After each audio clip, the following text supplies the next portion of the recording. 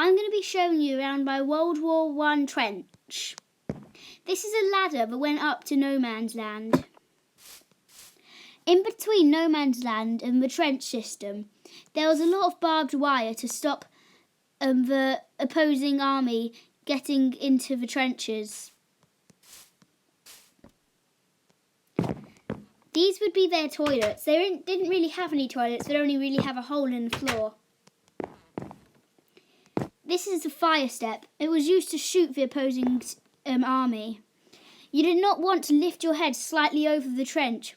For on the German side, they would also have men trying to shoot the English. So look out for bullets. They really slept anywhere they could, even on the floor. The conditions in World War I were terrible. There'd often be flooding, and there was rats the size of cats.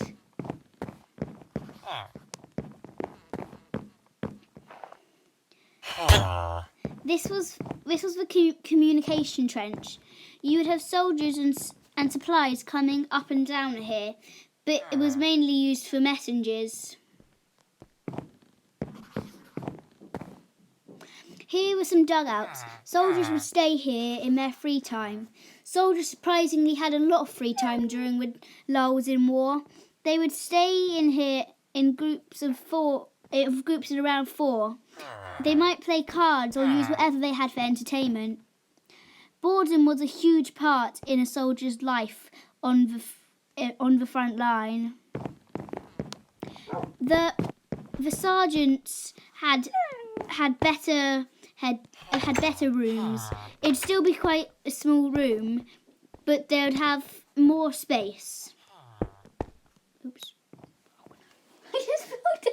I just fell down. Can you get back up? Yeah, but can you edit that part out? I guess so. Now I'm going to show you into no man's land and the Germans.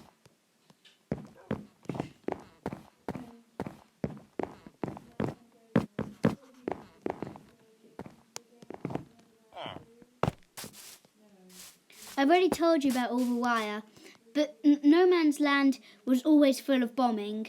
People think no man's land was really big, but it wasn't. I've made a small little trench to show where the Germans would be. You can just see the English here, the German there, not that far away.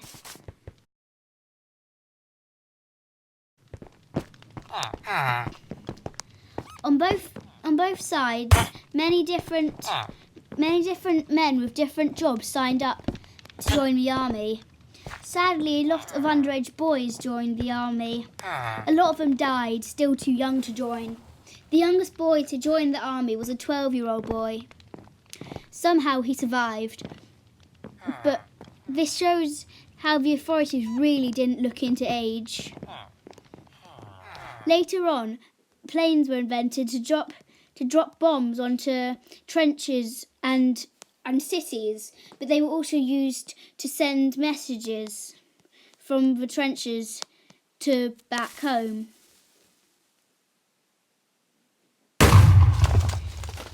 And they'll just explode over them like that and drop them down.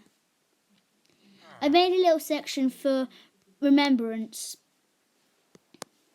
Every year on the 11th of the 11th, which is Remembrance, we remember all the soldiers that fought hard and sacrificed themselves to their country.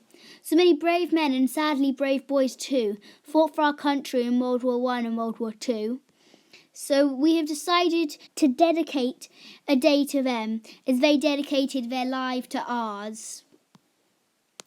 Thank you for listening, and I'd also like to thank my brother for helping me. Bye.